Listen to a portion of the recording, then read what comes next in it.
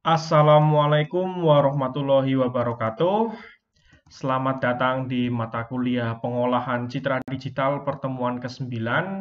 Dan ini kita melanjutkan ke bagian 2 ya dari klasifikasi, yaitu klasifikasi tak terbimbing atau unsupervised classification gitu ya. Nah, sekarang kita mulai saja. Nah, ada sedikit perubahan terkait dengan struktur materi kuliah setelah UTS ya. Ternyata setelah saya komunikasikan dengan Pak Jum itu, ternyata di PCD ini koreksi citra belum diajarin itu ya. Dalam artian kemarin-kemarin tuh sebelum UTS itu hanya diajarinya cuma bagaimana menilai kualitas citra gitu.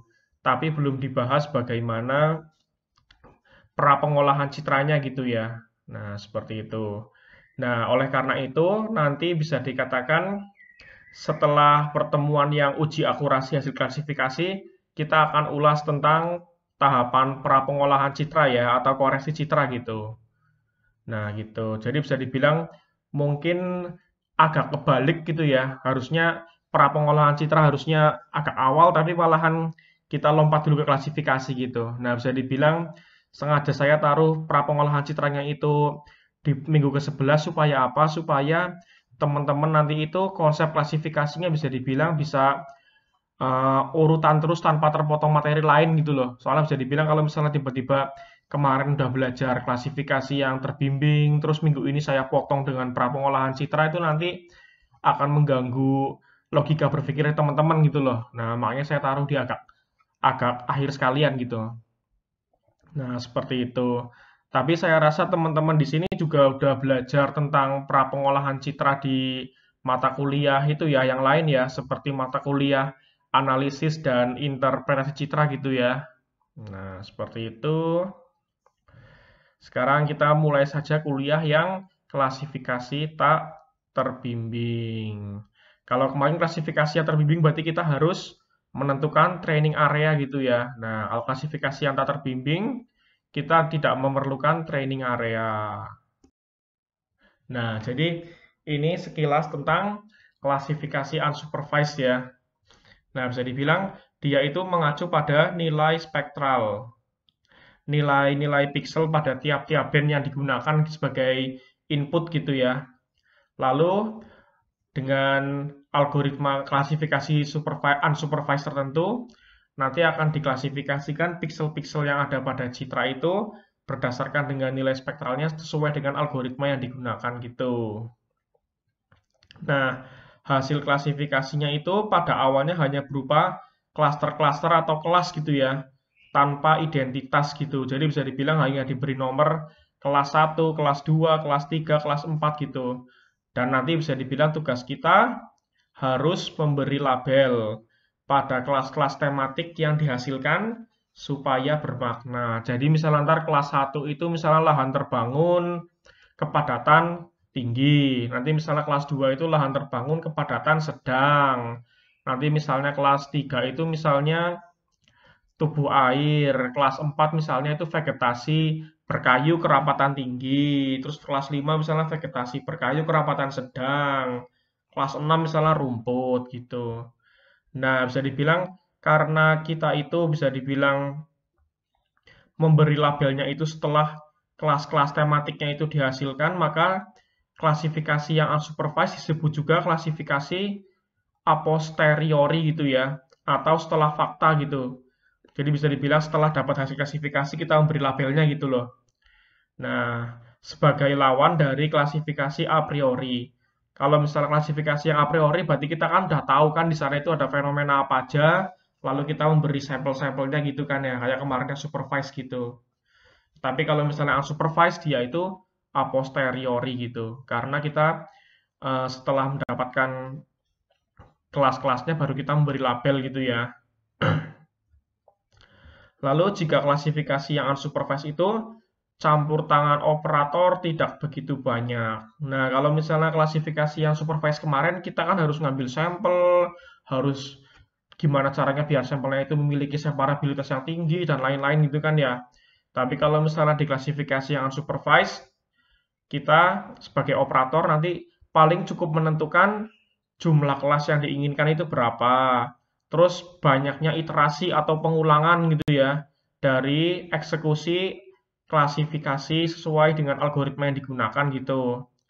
Terus berikutnya itu kita nanti juga menentukan ambang batas atau threshold persentase pixel yang berubah dalam masing-masing kelas untuk setiap tahapan iterasinya gitu. Nah, mudahnya seperti ini, nanti itu di tengah jalan itu selama proses klasifikasi itu kan banyak proses iterasi pengulangan algoritma gitu ya. Nanti ya, iterasi pertama itu pengelompokannya misalnya seperti ini. Terus di iterasi kedua ternyata pixel-pixelnya itu kelas-kelasnya berganti gitu karena gugus pixelnya itu bisa dibilang berubah gitu. Nah, terus nanti bisa dibilang dari perubahan apa label-label pixel ke label-label pixel literasi berikutnya itu nanti kan ada yang berubah, ada yang tetap gitu. Nah, nanti bisa dibilang teman-teman kita bisa menentukan persentase ambang batasnya untuk pixel yang berubah gitu. Jadi bisa dibilang ketika nanti jumlah pixel yang berubah itu sudah di bawah dari ambang batas, nanti proses iterasinya akan berakhir dan algoritmanya akan selesai gitu. Nah, supaya lebih jelas nanti kita bahas lebih lanjut ya. Ini hanya sekedar ulasan awal dulu aja. Seperti itu ya. Nah, ini tahapan-tahapannya ya. Pertama, nah, pengguna itu harus menentukan jumlah kelasnya dulu. Nah, terus yang berikutnya itu nanti komputer melakukan clustering atau pengelompokan-pengelompokan berdasarkan dengan algoritma unsupervised itu ya. Nah, misalnya di sini, nah ini nih ada berbagai nilai pixel, terus diklasifikasi yang supervised, jadilah kelas-kelas yang masih belum memiliki label. Hanya sekedar kelas A, kelas B, kelas C gitu ya. Lalu teman-teman harus memberikan label pada masing-masing huruf A, B, C ini ya. Dan nanti di akhir baru accuracy assessment atau uji akurasi gitu ya. Nah, seperti itu. Nah, dalam hal ini misalnya setelah diklasifikasi itu terdapat kelas tematik A, B, C. Oh, ternyata A itu ternyata setelah dicocokkan dengan citra aslinya ternyata A itu sendiri air. Oh, ternyata B itu lahan pertanian, C itu batu. Nah, bisa dibilang untuk mengetahui ininya bisa menggunakan survei lapangan atau juga bisa menggunakan citra aslinya sebagai pembanding gitu ya. Nah, seperti itu gambaran singkatnya. Kita ke berikutnya. Nah, ini nih. Jadi, algoritma klasifikasi unsupervised yang populer itu K-means classification sama isodata ini ya. Nah, isodata sama K-means ini. Oke, kita ke tahapan berikutnya ini apa aja nih. Nah, ini nih. Kita bahas dulu yang algoritma K-means ya. Nah, di algoritma yang K-means ini bisa dibilang operator itu perlu menentukan jumlah kelasnya dulu gitu ya. Mau 1, 2, 3, 4 gitu ya. Nah, terus menentukan jumlah iterasi maksimum. Nah, bisa dibilang seberapa banyak proses pengulangan yang akan dilakukan gitu ya. Nah, maksudnya itu pengulangan untuk mengkelaskan nilai-nilai pixel ke dalam gugus-gugus pixel yang baru gitu ya.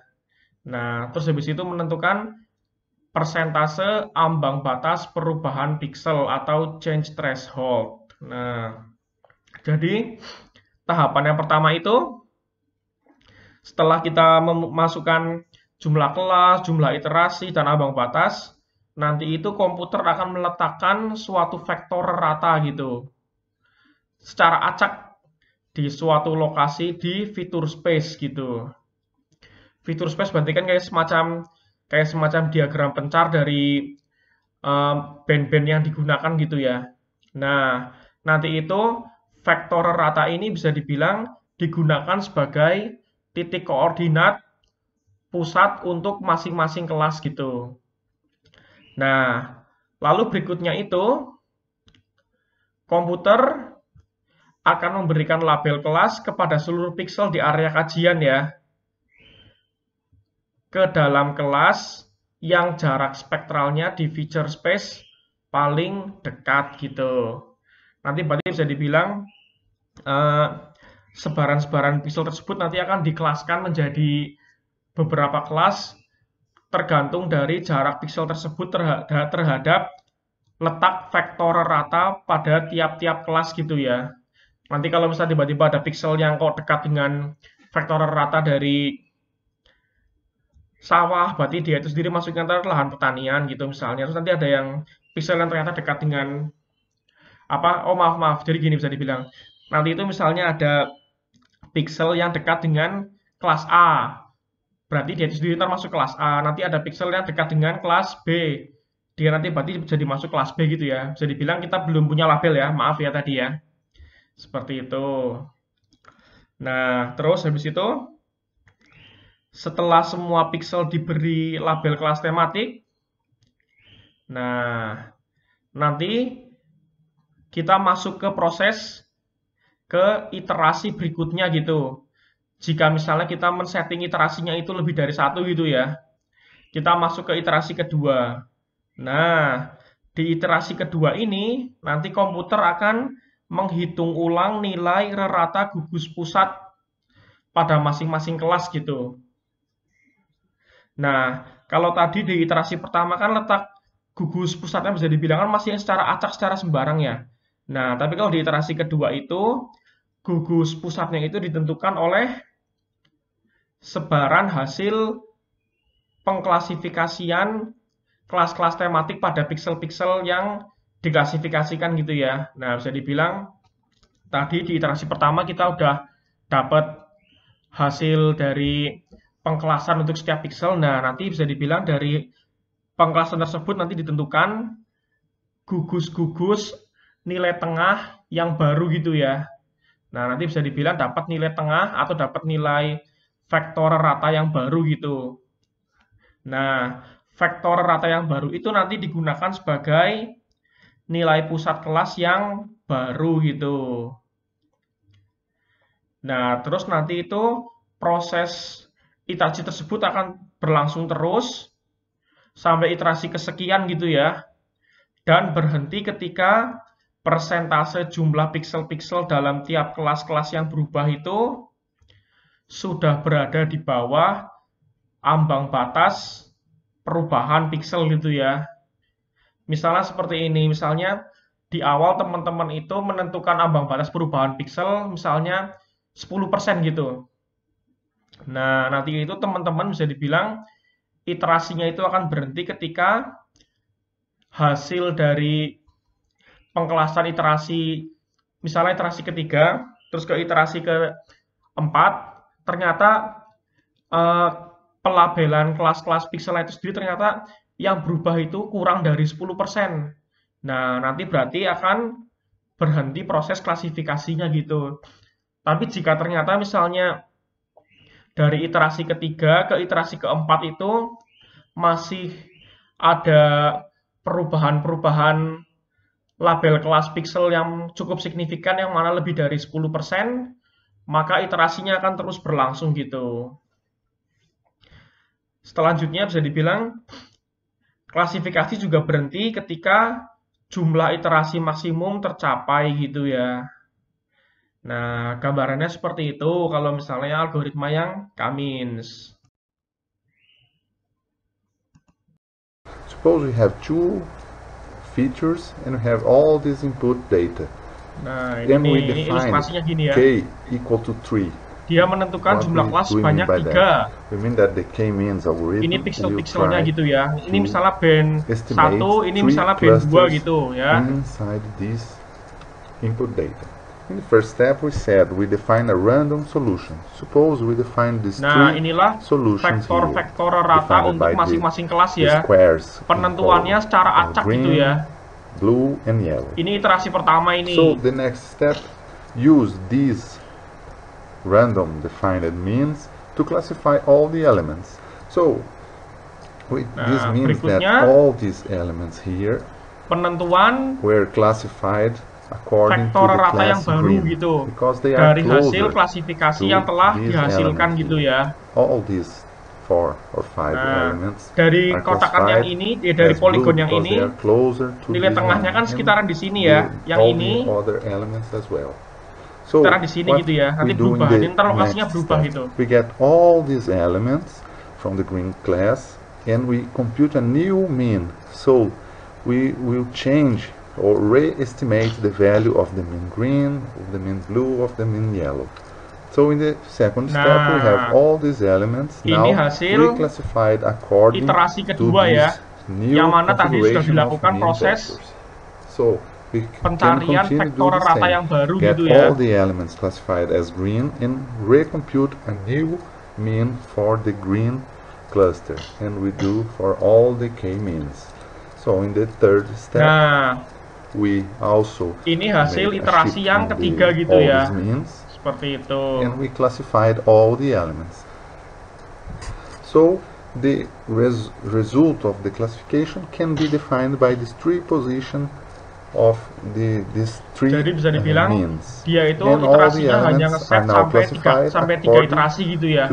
Jadi setelah iterasi ketiga berhenti dan nanti pixel-pixel itu akan diklasifikasikan dari vektor rata yang terakhir ini ya. Gitu. Nanti tergantung jaraknya terdekat dengan mana gitu. Jadi bisa dibilang vektor rata yang digunakan sebagai acuan dalam klasifikasi itu berarti hasil dari yang iterasi yang terakhir gitu ya. Seperti itu.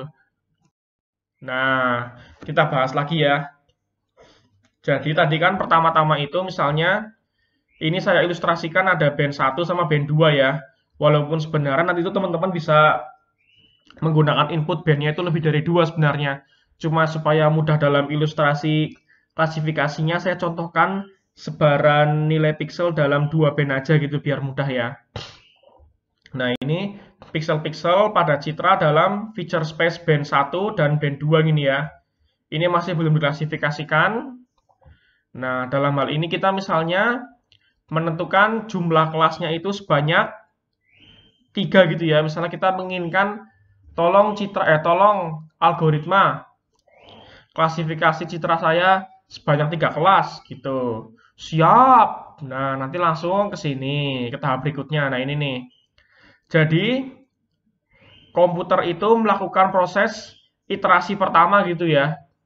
Di iterasi pertama itu komputer menentukan pusat kelas-kelas secara sembarang sebanyak jumlah kelas yang diinginkan gitu ya. Nah, ini bisa dibilang ini kan pusat kelas yang pertama ditaruh di sini, pusat kelas kedua ditaruh di sini, yang ketiga di sini ya. Tapi lokasi yang hijau, kuning, merah, yang biru ini bisa dibilang itu lokasinya masih sembarang gitu ya. Nah, lalu berikutnya itu bisa dibilang nanti itu pixel-pixel yang ada itu akan diklasifikasikan ke dalam kelas yang hijau, kuning, dan biru ini tergantung dengan kedekatan di feature space-nya itu ya. Dekat dengan vektor rata yang mana gitu. Dekat dengan nilai pusat gugus yang mana gitu. Misalnya pixel yang ini itu kan lebih dekat dengan yang ini dibandingkan yang ini dan ini gitu ya. Jadinya pixel yang ini tuh masuk ke kelas yang hijau muda. Lalu misalnya pixel yang ini nih, yang merah ini nih, yang ini nih ya. Nah, ini kan dekatnya kan dengan yang biru ini kan.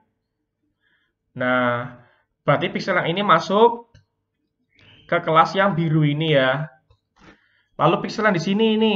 Nah, ini tuh masuk ke kelas mana kira-kira? Oh, ternyata pixel ini tuh dekat dengan yang sini. Berarti pixel ini masuknya ke kelas yang kuning ini ya. Dan ini gampangannya itu kayak semacam area perbatasan masing-masing kelas gitu ya. Ini kayak batas daerah kekuasaan gitu. Nah, kalau tadi bisa dibilang nilai nilai tengah masing-masing gugus itu bisa dibilang sembarang gitu ya. Nah, di iterasi kedua itu nanti komputer itu akan merubah nilai tengah dari pusat piksel yang telah dihasilkan dari iterasi pertama ya, berdasarkan dari sebaran piksel yang telah berhasil diklasifikasikan di iterasi pertama gitu. Nah, misalnya dari area sini misalnya, dari kelas yang kuning ini, tengah-tengahnya itu ternyata di sini gitu loh. Nah, selanjutnya nanti itu dilakukan perubahan terhadap label-label kelas yang belum diklasifikasikan gitu ya. Ternyata setelah dihitung lagi dari hasil literasi yang pertama itu, letak pusatnya gugus 1 itu bukan di sini lagi, tapi sudah berubah ke sini gitu. Nah, setelah terjadi perubahan-perubahan nilai tengah untuk masing-masing gugus, nanti itu piksel-piksel yang ada ini diberi label lagi gitu, dengan mempertimbangkan jarak terhadap nilai gugus yang baru gitu ya. Nah, seperti itu. Nah, lalu bisa dibilang iterasinya itu berlanjut lagi gitu. Nah, di sini bisa dibilang itu algoritma itu nanti menghitung lagi nanti nilai tengah untuk masing-masing kelas tematik gitu ya. Dan nanti otomatis akan diberi label lagi piksel-pikselnya ini sesuai dengan nilai gugus yang baru gitu ya. Dekat yang mana, dekat dengan gugus baru yang mana gitu ya. Nah, ternyata si Korting ini bisa dibilang dalam hal ini itu hanya menentukan iterasi maksimumnya sebanyak 3 aja gitu ya. Jadinya bisa dibilang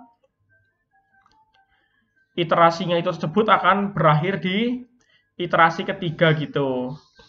Jadi bisa dibilang inilah nanti hasil untuk klasterisasi piksel-piksel dari algoritma Kamins gitu ya. Nah ini. Tapi sebenarnya selain dari pertimbangan jumlah iterasi maksimum, proses pengulangan-pengulangan tadi itu bisa dibilang juga akan berhenti gitu. Ketika misalnya persentase jumlah piksel-piksel dalam tiap-tiap kelas itu antar iterasi itu yang berubah sudah di bawah persentase change threshold gitu ya. Tadi misalnya dari iterasi kedua ke iterasi ketiga ternyata yang berubah itu sendiri misalnya di bawah, misalnya gini ya, misalnya kita menentukan change threshold misalnya sebesar 10% gitu ya. Dan ternyata tadi itu dari iterasi yang kedua menuju iterasi yang ketiga itu label-label kelas pixelnya ini tuh yang berubah itu tuh di bawah 10% gitu. Atau di bawah ambang batas kita. Berarti bisa dibilang sejak itu juga proses iterasi akan berhenti gitu ya. Asumsinya adalah ketika misalnya label-label kelas pixel ini sendiri sudah nggak banyak yang berubah, berarti algoritma itu bisa dibilang mengasumsikan klasifikasi itu sudah cukup menghasilkan klaster-klaster yang cukup stabil gitu ya, yang mana itu sendiri sudah cukup baik gitu. Tapi kalau misalnya antar hasil iterasi kok tiba-tiba lokasi minsnya masih banyak yang lokasi minsnya kok masih bergeser jauh dan hasilnya itu nanti pixel-pixel lain nanti akan banyak yang berubah dari iterasi pertama ke iterasi kedua dan seterusnya itu nanti berarti algoritma akan menganggap bahwasanya hasil klasifikasinya itu sendiri belum mencapai titik jenuh gitu ya, sehingga proses iterasi akan terus dilakukan gitu. Nah, seperti itu gambarannya ya.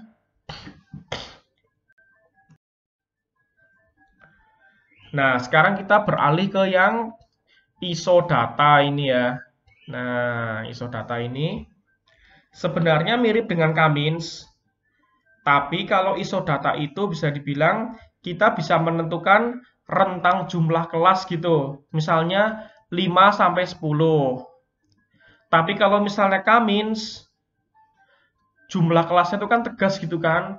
5 ya 5, 10 ya 10 gitu. Nah, seperti itu ya. Ini perbedaan yang pertama ya.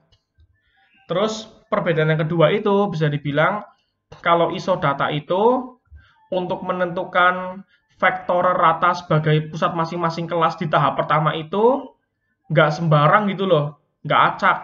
Tapi dengan cara apa? Dengan cara mempertimbangkan dari nilai rata-ratanya dan nilai standar deviasinya untuk masing-masing band-band yang digunakan gitu ya. Nah, inilah lokasi-lokasi vektor rata untuk algoritma isodata di tahap iterasi yang pertama gitu ya. Nah, seperti itu.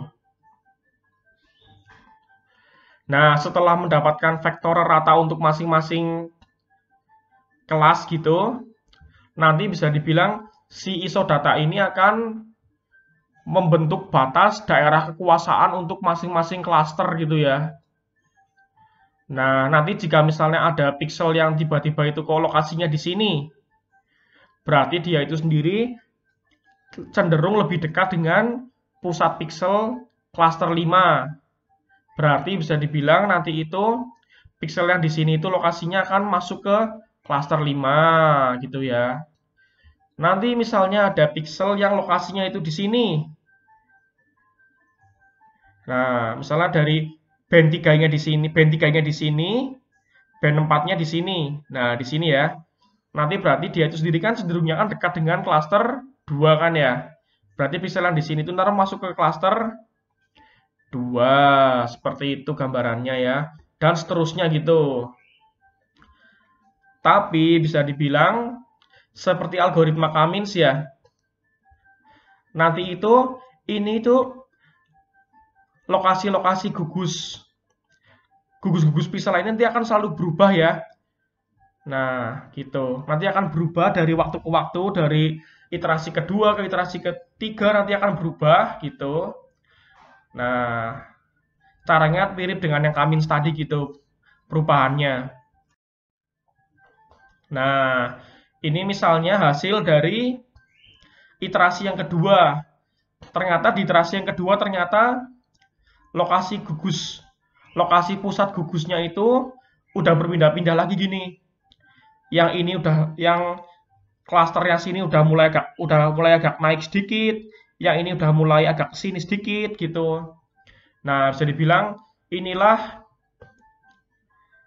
nanti yang akan digunakan sebagai acuan dalam penentuan label-label pixel ke dalam kelas tematik tertentu gitu ya, di iterasi kedua gitu. Nanti bisa dibilang iterasinya itu akan berlangsung hingga iterasi ke sekian kali gitu ya. Sehingga nanti menghasilkan vektor rata atau pusat gugus masing-masing kelas tematik yang paling akhir gitu ya.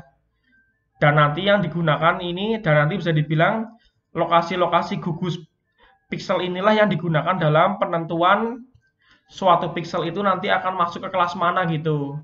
Nah, seperti itu ya. Jadi nanti bisa dibilang hasil klasifikasinya itu akan mendasarkan kepada kedekatan suatu pixel terhadap gugus pusat yang di iterasi yang terakhir gitu ya. Seperti itu. Lalu bisa dibilang hal yang membedakan isodata dengan Kamins berikutnya yaitu kalau isodata itu dalam proses iterasinya itu nanti melakukan class splitting gitu. Atau misalnya gini, gampangannya ada klaster yang sini itu ya, yang klaster yang paling pojok kiri bawah ya. Ternyata bisa dipecah jadi 2 klaster. Nanti berarti di iterasi berikutnya akan dipecah jadi 2 klaster gitu. Terus juga ada kemungkinan juga kelas merging gitu. Atau penggabungan kelas ya. Misalnya bisa dibilang gini, misalnya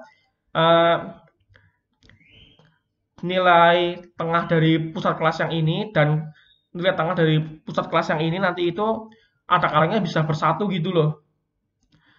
Misalnya dihasilkan satu kelas saja gitu. Dari yang sebelumnya 2 ini nanti bisa bergabung menjadi satu kelas tematik tertentu gitu ya. Atau nanti bisa juga ada kelas-kelas yang dihapus gitu ya. Nah, seperti itu. Nah, bisa dibilang kelas splitting, kelas merging, dan kelas deleting ini bisa terjadi karena apa? Karena isodata itu kan di awal kita sudah menentukan rentang jumlah kelas minimum dan maksimum gitu ya. Jadi bisa dibilang jumlah kelasnya ntar cukup fleksibel gitu ya. Kalau di isodata.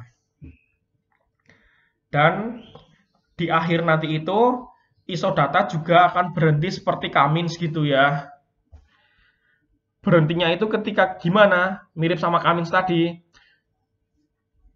Kemungkinan pertama itu ketika persentase jumlah pixel-pixel dalam tiap-tiap kelas yang berubah dari iterasi satu ke iterasi yang lain itu nanti di bawah ambang batas. Nah, berarti bisa dibilang algoritmanya sudah dianggap cukup stabil gitu ya.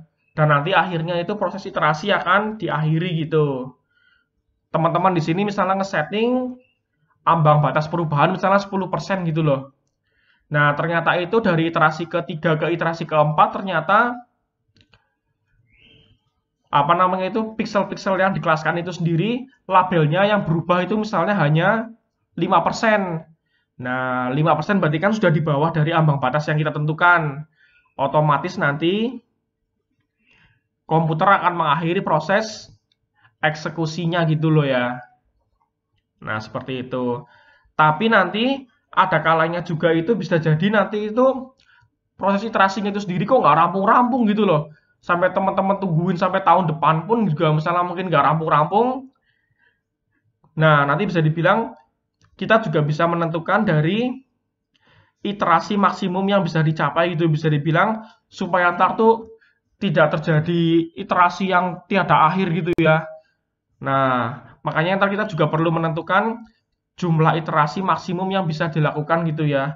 Supaya nanti tidak menjadi sinetron gitu ya. Klasifikasi unsupervised, iterasi tiada akhir gitu. Nah, spesial Ramadan ya jangan sampai gitu juga ya. Makanya ntar teman-teman juga harus menentukan jumlah iterasi maksimumnya gitu supaya ntar tuh nggak jadi sinetron yang nggak ada akhirnya gitu ya. Nah, seperti itulah. Nah, ini ilustrasi algoritma isodata gitu ya. Nah, bisa dibilang awalnya itu misalnya cuma 10 kelas dari hasil iterasi pertama. Nah, ini bisa dibilang itu tuh sebaran fitur space dari band merah dan band NIR ya. Nah, bisa dibilang masing-masing warna ini menunjukkan kayak semacam daerah kekuasaan gitu ya. Daerah kekuasaan masing-masing kelas gitu. Dan nanti bisa dibilang jika ada pixel yang jatuhnya itu di sini misalnya, berarti masuk ke kelas 10, diberi label kelas 10. Nanti jika ada pixel yang tiba-tiba lokasinya di sini, diberi label kelas 1 gitu. Nah, terus habis ini setelah iterasi pertama, komputer nanti akan menentukan letak gugus pusat masing-masing kelas yang baru gitu ya, berdasarkan dari sebaran label pixel di iterasi yang sebelumnya gitu. Hasilnya bisa dibilang seperti ini. Nah, ini hasil dari penentuan lokasi pixel di iterasi yang kedua ya, dengan gugus pusat yang baru gitu. Nanti ini yang ketiga. Nah, ini yang ketiga seperti ini. Jadi bisa dibilang hasil vektor rata atau nilai tengah dari masing-masing gugusnya itu sendiri akan mendasarkan dari pelabelan pixel-pixel yang telah dilakukan di proses iterasi sebelumnya gitu ya. Dalam hal ini hasil label-label iterasi kedua itu ditentukan hasil label-label iterasi kedua itu sendiri digunakan untuk menentukan lokasi titik tengah atau nilai lokasi gugus pusat masing-masing kelas yang baru di iterasi yang ketiga gitu. Dan seterusnya gitu ya. Nah, lalu pada iterasi berikutnya bisa dibilang ditentukanlah lokasi-lokasi vektor rata atau sebagai pusat tengah-tengah untuk masing-masing kelas yang baru gitu ya. Nah, nanti bisa dibilang dari lokasi-lokasi gugus pusat yang baru itu bisa ditentukan daerah kekuasaan untuk masing-masing klaster, gampangnya gitu ya. Nanti misalnya tiba-tiba itu kok ada pixel yang di sini, berarti masuk ke kelas yang ini. Nanti jika ada pixel yang kok kelas lokasinya kok di sini, berarti masuk kelas yang sini gitu ya. Lalu iterasinya itu berlanjut terus, misalnya di iterasi kelima, nanti berarti di sana itu dilakukanlah proses penentuan lokasi gugus pixel yang baru berdasarkan dari hasil pelabelan kelas-kelas tematik di iterasi sebelumnya gitu ya. Sehingga nanti diperoleh gugus pixel yang nilai tengah gugus pixel yang baru dan nanti dilakukan proses pemberian label pixel-pixel sesuai dengan jarak terdekat gugus pixel yang baru itu ya. Nah, nanti misalnya itu setelah 10 iterasi hasilnya seperti ini misalnya. Nanti itu yang sini tuh nilai tengah gugus yang 1, nilai tengah gugus yang 2, gugus yang 3, 4 dan seterusnya. Yang mana nilai gugus tengah yang baru-baru ini ditentukan dari hasil pelabelan dari kelas-kelas tematik di iterasi sebelumnya gitu ya. Nah, nanti habis itu setelah mendapatkan nilai tengah untuk gugus pixel yang baru, bisa dibilang nanti itu pixel-pixelnya akan dikelaskan berdasarkan dengan jarak terdekat terhadap suatu gugus di kelas tematik tertentu gitu ya. Nah, seperti itu. Nah, ntar bisa dibilang setelah iterasi ke-20 ternyata kok ada penambahan, ternyata kok ada pemisahan kelas-kelas. Jadinya bisa dibilang ada beberapa klaster-klaster itu yang di split gitu. Kelas splitting kayak tadi dibahas itu ya. Sehingga nanti bisa dibilang ada kemungkinan di hasil iterasi ke-20 itu sendiri ntar menghasilkan 20 kelas ya. Yang mana nilai-nilai tengahnya itu didasarkan pada hasil pelabelan iterasi sebelumnya gitu. Nah, bisa dibilang kalau misalnya nilai tengah gugus pixel yang di iterasi yang ke-20 berarti itu lokasi nilai tengahnya itu ditentukan dari hasil pelabelan dari iterasi sebelumnya gitu ya. Seperti itu. Nah, terus juga bisa dibilang dalam hal ini itu si operator itu menentukan iterasinya itu maksimal 20. Jadi bisa dibilang dalam hal ini itu setelah iterasi ke-20 maka proses iterasinya akan berhenti gitu.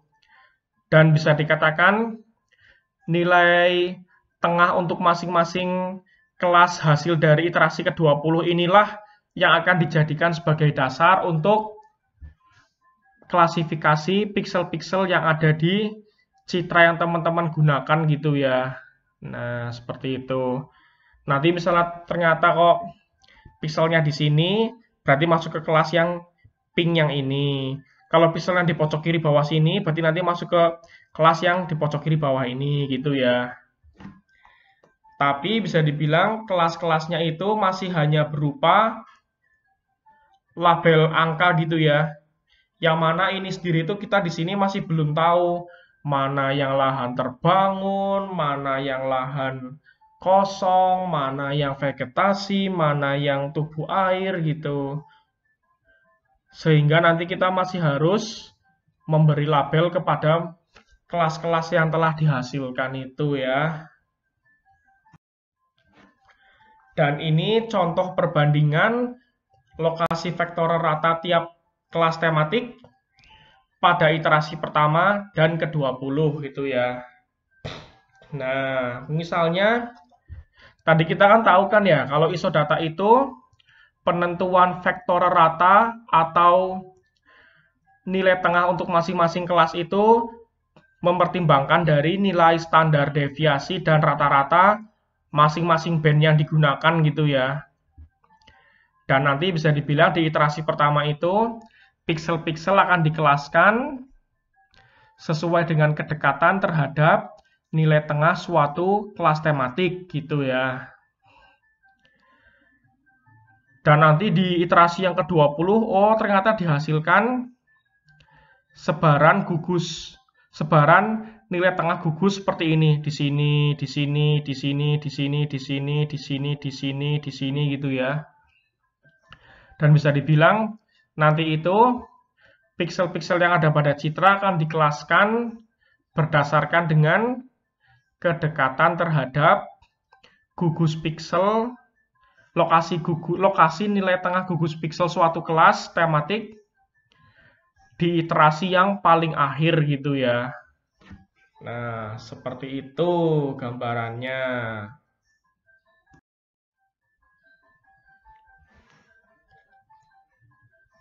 Nah, terus di tahap akhir proses klasifikasi unsupervised, nah bisa dibilang jangan lupa, teman-teman itu ketika klasifikasi unsupervised, hasilnya itu masih berupa nomor-nomor kelas saja gitu ya.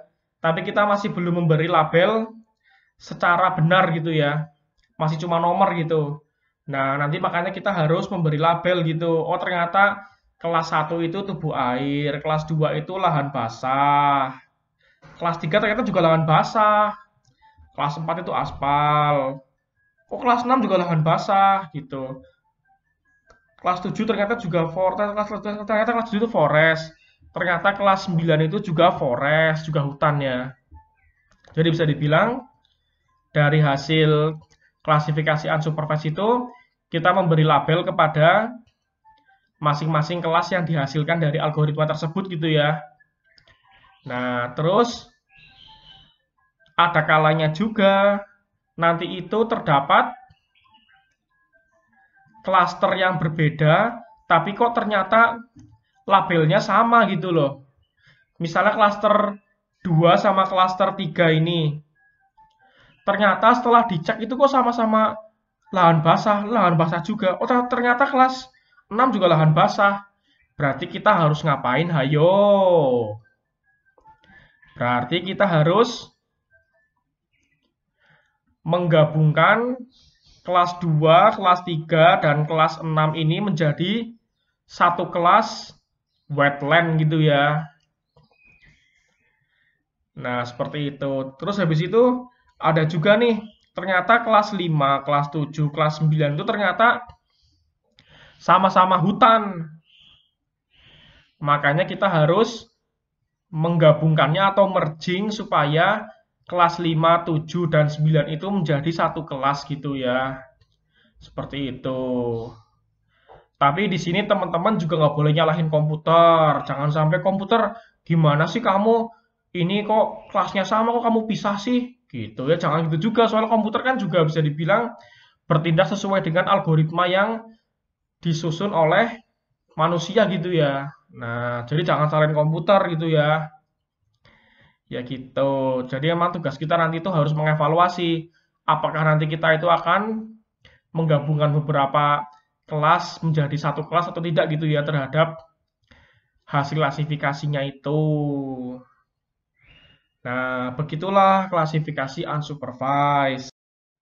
Sekarang kita simpulkan ya, dari klasifikasi unsupervised itu bisa dibilang kelebihannya itu relatif lebih cepat gitu ya. Karena apa? Karena kita tidak perlu melakukan pengambilan training area. Lalu berikutnya kita juga nggak butuh pengetahuan awal tentang daerah pengamatan gitu ya.